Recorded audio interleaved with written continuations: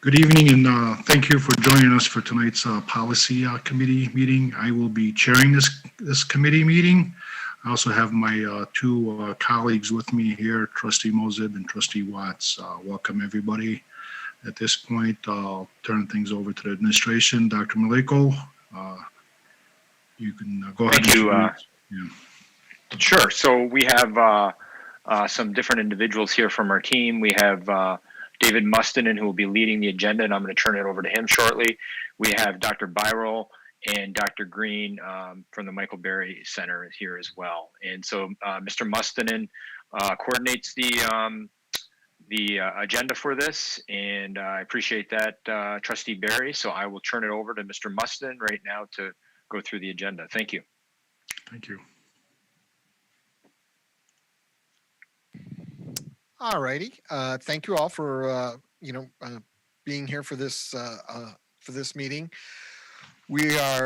This committee meeting. I think over the next couple of months, and we're going to talk about this here a little bit later in the agenda, but there will be some other opportunities for us to get together and go over some of the other policies that need some updating.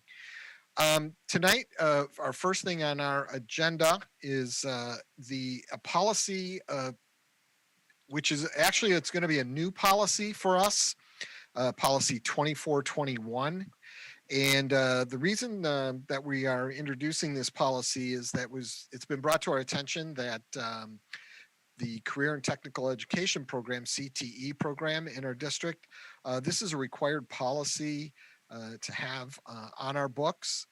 And I'm joined here this evening, Dr. John Byrol, Dr. Winifred Green, both from the Berry Career Center and from our CTE program. And I'm going to let them explain a little bit the reasoning for that we have to adopt this policy and why we're bringing it to this committee tonight. And I'll present the policy on the screen here so that we can all kind of see it as we go along. Thank you. Hey, John has been working directly with David regarding this. The new Perkins legislation has kind of forced us to look at equity of access for our CTE programs. And we have been mandated to, work with our related to that. So David is sharing it. John, you want to go on and introduce it? Yeah, absolutely. So without getting too in the weeds, to share the background, Dr. Green did mention our career and technical education, our CTE programs, are funded by the federal government through the Carl J. Perkins Act, which was just renewed a year ago. And as a requirement, like all things with the federal government, when dollars flow into the district, so do accountability and compliance requirements. So we have to upload all kinds of class rosters and grades, and we look at data, and there's a whole accountability piece that goes with it. And it came to our attention that we had to have this non-discrimination and equity of access policy, which we have always had as a district, a general policy for all of our students. The wrinkle is under the new Perkins legislation that policy has to speak specifically to those career and technical education programs.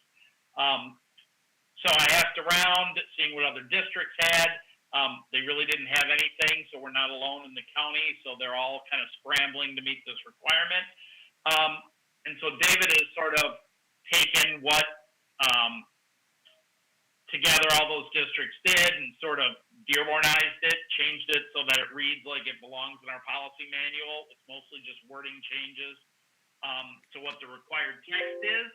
And we're bringing that to you. And it's basically about making sure that those federally funded career training programs are for all our students. They're not for a certain kind of student or for students who, quote unquote, aren't good enough for college, or they're not for only special ed students or only gifted and talented students or only anything. They are programs that are open to all students in Dearborn Public Schools.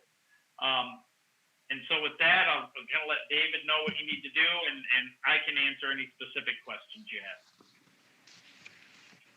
Thanks, John. So yeah, this is the policy that John shared. It's being used in another district. It is a Neola policy, so it isn't any crazy language or anything like that. It's language that comes from Neola, which is our policy company, which is the company that provides our policies. The only thing I did do is I went in and there were a few references in the policy that were kind of generic, and just based on past experience and based on how some of our other policies are worded.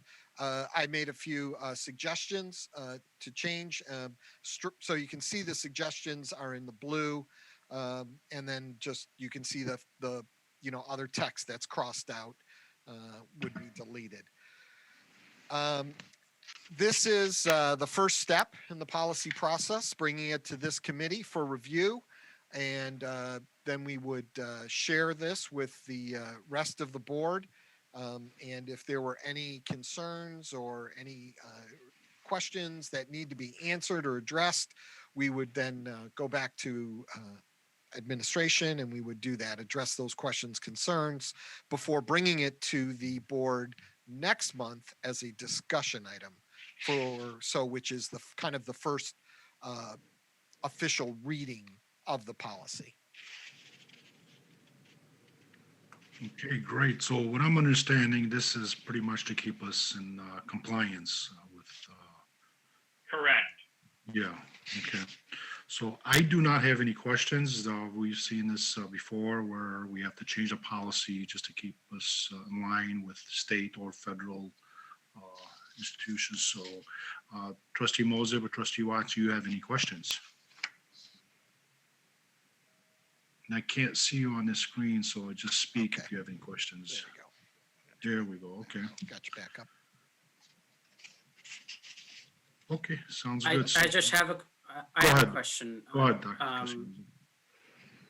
Yeah, the last line there says the superintendent or designee and staff will work in plan and cooperation with business, industry, and labor. Do we need to designate a person per the requirements? Is this something like the compliance officer?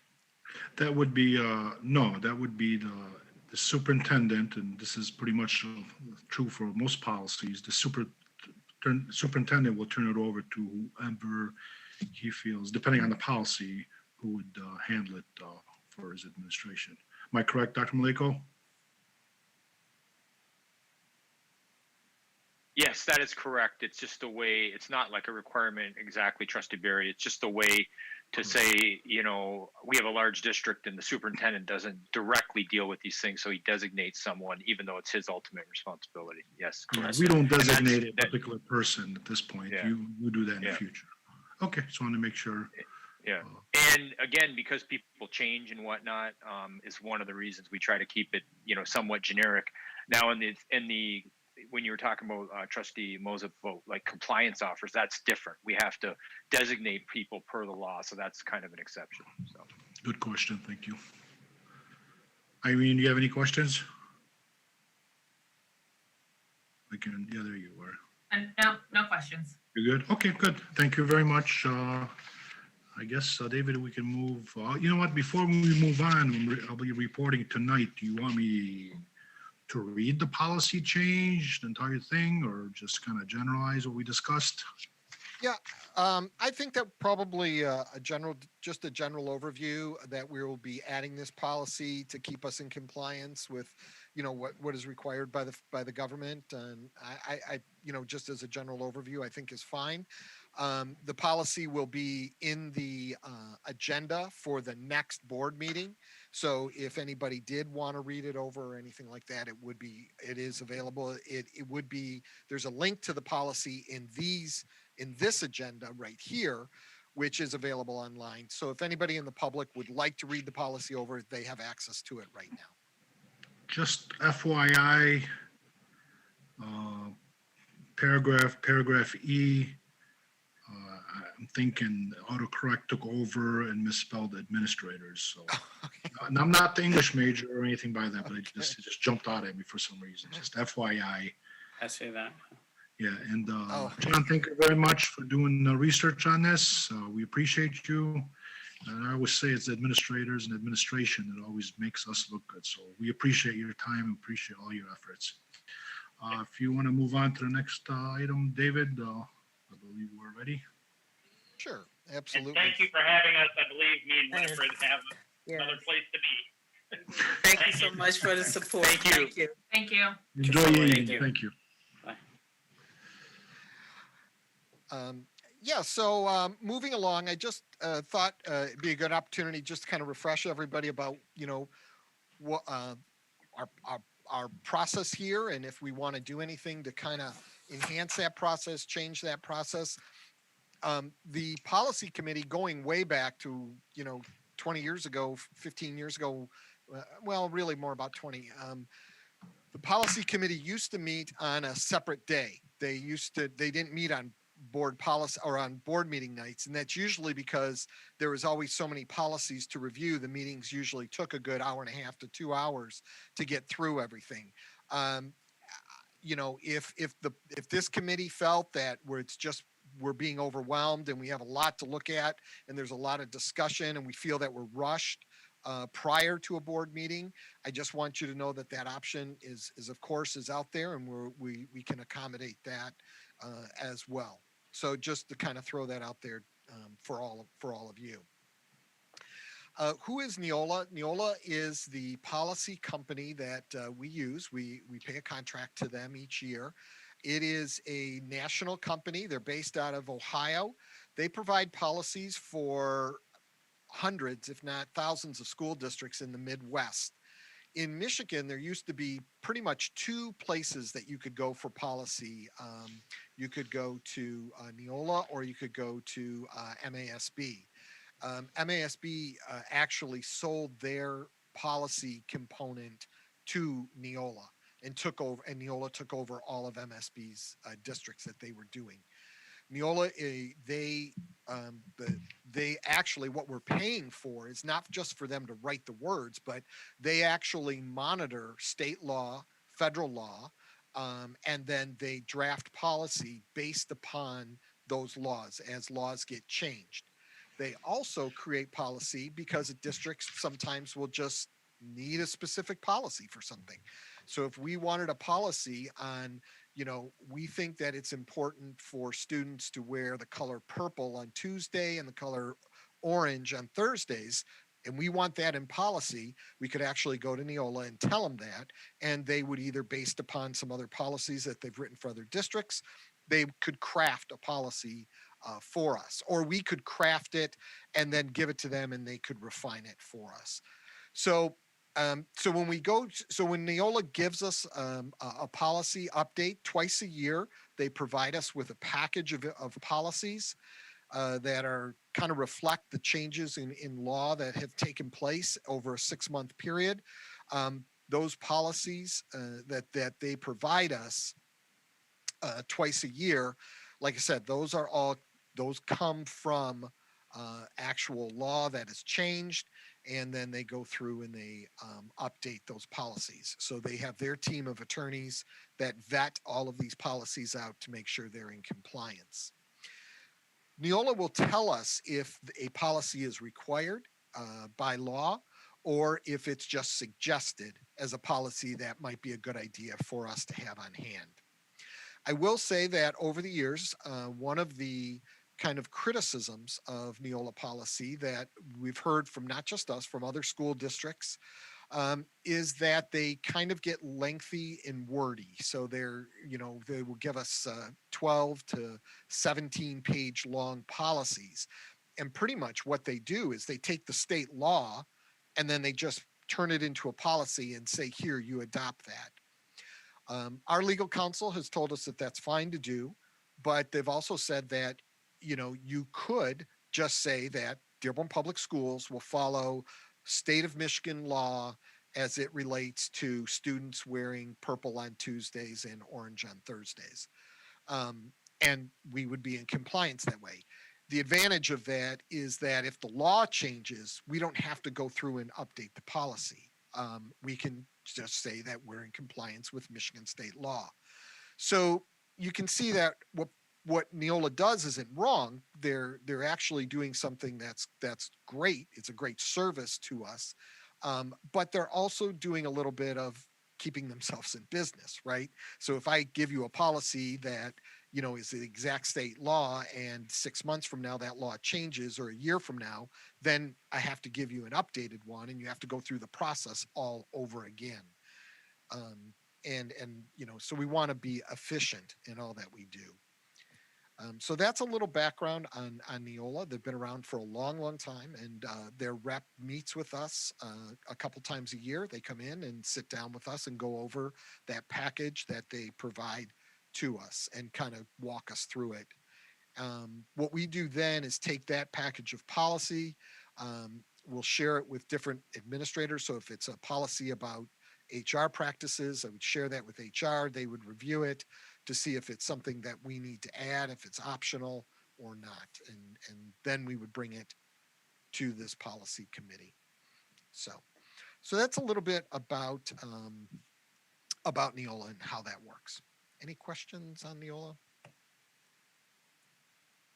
Okay.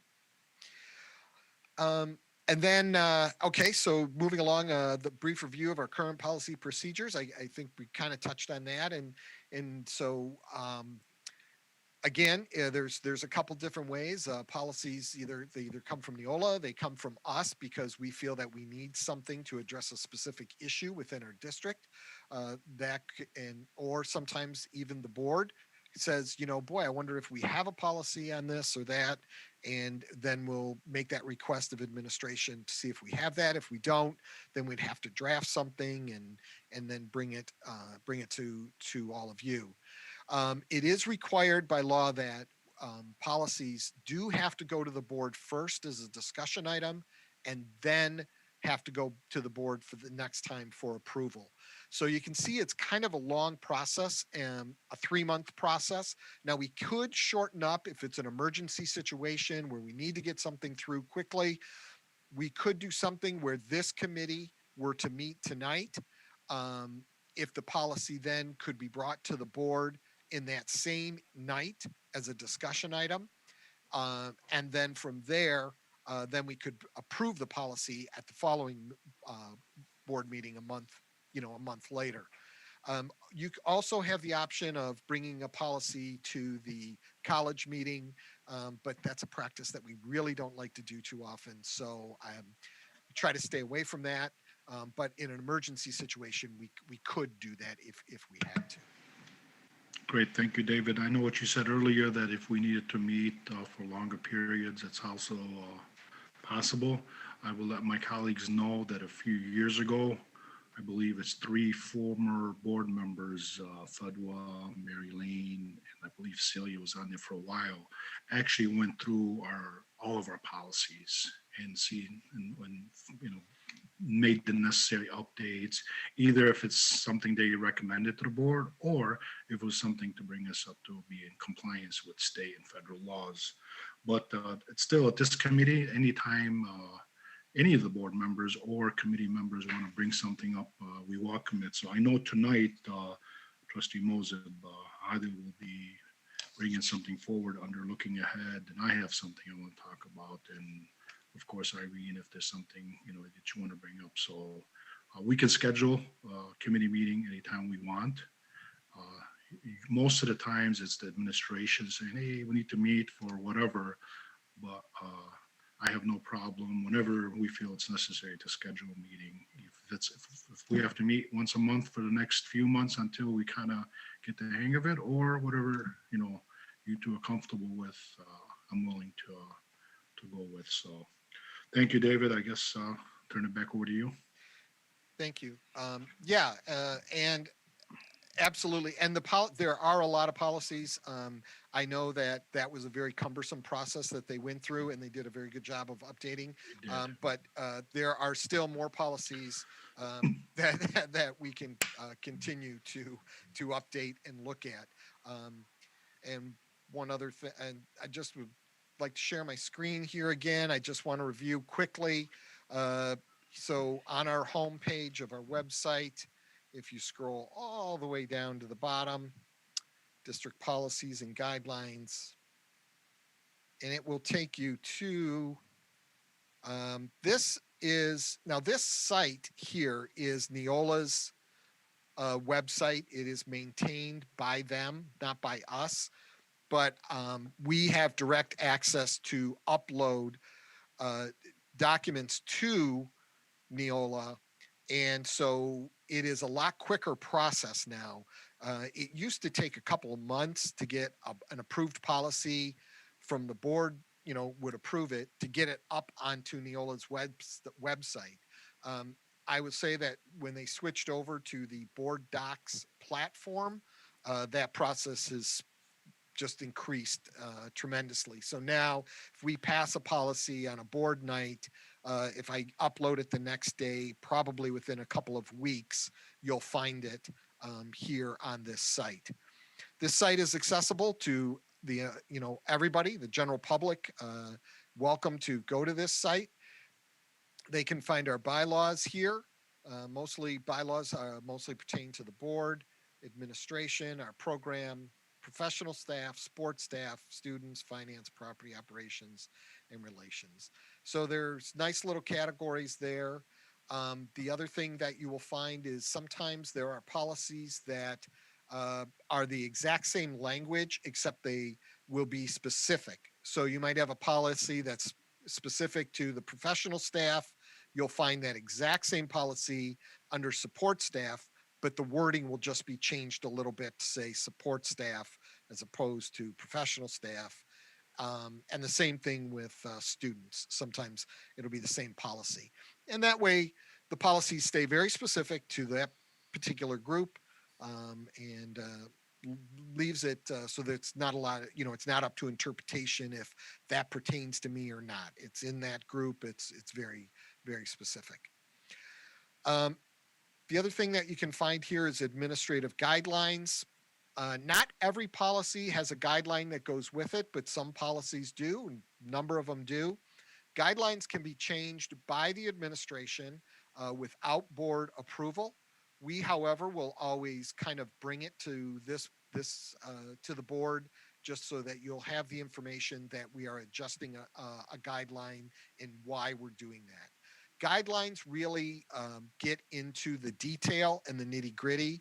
And so sometimes guidelines will need to be changed because a phone number was changed, because an email address was changed, or a contact point was changed, or a program moves from one school to another school. So that's why sometimes we need that flexibility to be able to get into the guidelines, change them. We would, as a practice here, we always kind of let the board know if we're changing a guideline and the reason why we're changing it. So those are all here as well. And Dave, just to add something, a lot of times the policy will say the board says that the superintendent or administration has to develop a guideline, with that specifics. One example might be the layoff and recall of teachers or other detailed things that get a lot more detailed. And some of the technology policies are like that, but they tend to follow that format. And Dave does a great job. This is a huge, task. The policy committee can, as Trustee Barry, you were recognizing other members, can be busy at times.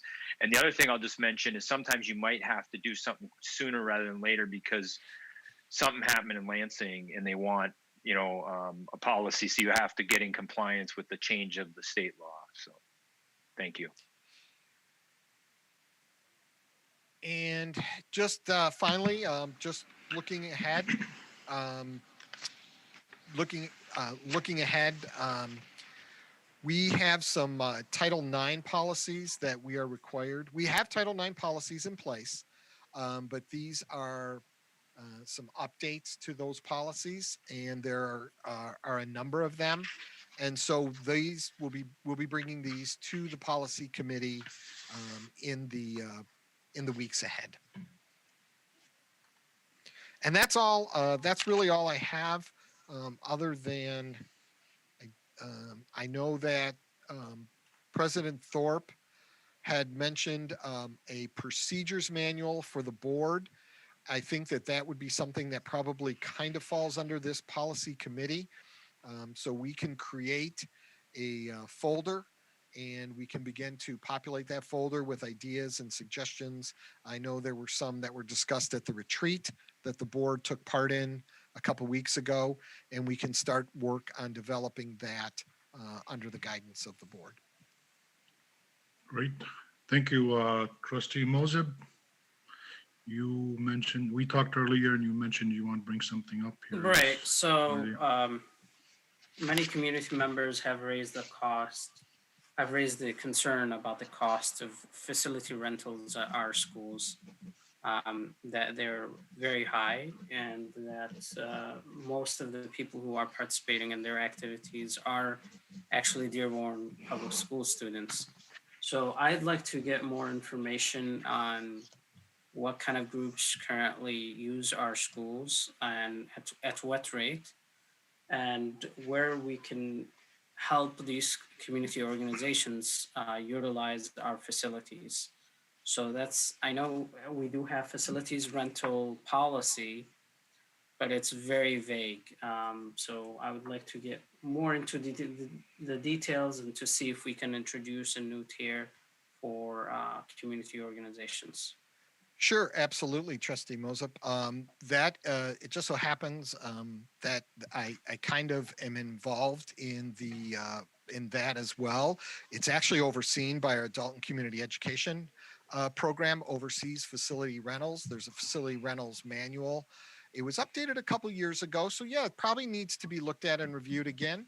I will say that our prices are competitive with neighboring districts our size, and actually in a lot of places are probably lower than some of the other districts. But and I will say that a majority of our facility use comes from the city of Dearborn, Access, Hype Athletics, and a couple other Dearborn Soccer, probably a couple other organizations that use our facilities a majority of the time. But I agree. I think that's a great idea to take a look at that. It's always probably a good idea to look at that manual and those policies, make sure we are competitive and we are making sure that they're accessible to our community. So yeah, absolutely. And Dave, could you share that manual maybe in board briefs? Sure. So that, you know. Yep, And I'll then, put the link in there. It's at the bottom of our webpage too, but I'll put the link in board briefs. oh, okay, Absolutely. great. Okay, good. Okay. You know, the other thing I'll just mention with that too, I get a lot of, sometimes, you know, people will call me and things on rates and other things. And one thing, for example, depending on what's going on, there's a cost, right? So for example, especially if it's on a Saturday or Sunday, there's staffing costs that have to be, you know, paid that out. But I definitely think we can look at it because it comes up a lot. And we get a lot of calls, and we know a lot of people are trying to do good for the community. So, Yep. But it is a constant item. And I know, Dave, yeah, the work was done a few years back, but that's a good one to maybe review. Yeah, I think it needs to be reviewed. Yeah, thank you, Dil, for bringing that up. What I wanted to look into, obviously, and you'll know why I'm bringing this up, social media. Our staff, I know we have a policy, but I think it needs to be revisited and really open it up and be very, very specific on what we feel is freedom of speech, what we feel is appropriate, inappropriate. We don't want to wait till things happen, then trying to define, you know, where we're coming from. So I think that would be a good idea to put out there. And even if we have to I'm sure we'll have to eventually get legal involved before we wrap up that policy. But maybe on the next meeting, I don't know if it's next month or whatever we need to do, we're willing to do it. We need to discuss that. Other than that, Trustee Watts, do you have anything you want to bring up? So I have a couple of questions, and it was mentioned. Number one is, do we have, and you had mentioned that previous trustees had gone through all of the policies and kind of cleaned up what needed to maybe get cleaned up or clarified. is there any policies out there that we need to address that maybe they didn't get a chance to look at? Or is there a document that shows, so I can kind of get caught up to where they left off or where we need to continue?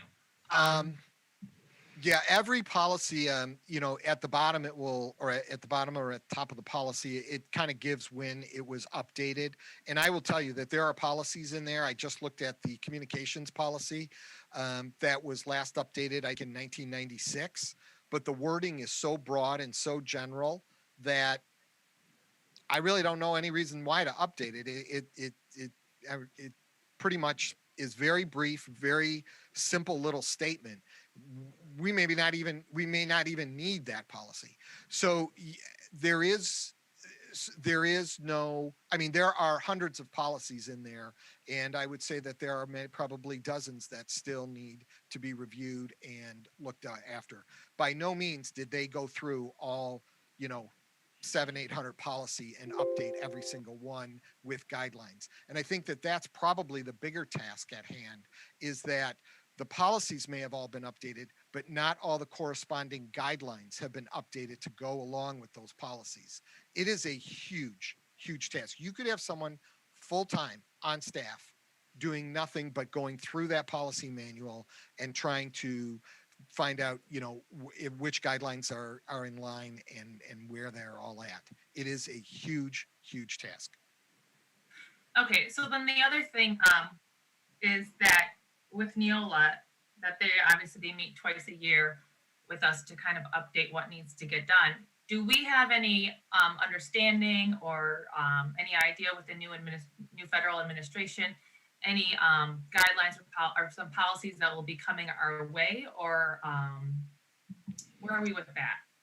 So yeah, there's a there's 2 updates a year from Neola: a spring update and then a fall update. So we should be getting become March. They usually send us the spring update in March. Now, if anything happens, so like during the COVID, there were lots of things coming out like right away. They would do special updates that they would just send us right, as soon as some law was passed or something related to COVID changed and we had to, react. So for example, like changing board meetings to online. They actually issued policy if you wanted to adopt an emergency policy that said the board could meet online, we could have done that. Now, we didn't need to do that because the law had, the state had already said that we could do that. But yes, they do things if needed right away, but it's usually March and September are the 2 times that they send us the updates. Okay. Can I add something to that too? Normally what will happen too is our associations, I'm a part of several associations. You guys are a part of the MASB. And a lot of times when there's a hotbed issue, you're getting communications, and I'm in the meeting direct, so I'm getting a heads up on that. And then Neola may have something that's coming out along with it because this is kind of the issue. So our associations are invaluable because going to the checking the emails, or I'm heavily involved in I'm on the MASA superintendent board for the state. I get a tremendous amount of valuable information that allows us to head off a lot of things. And like I said, you'll probably get then a similar thing that MASB will get it. You'll get it from our Middle Cities organization, the Metro Bureau, and goes on and on.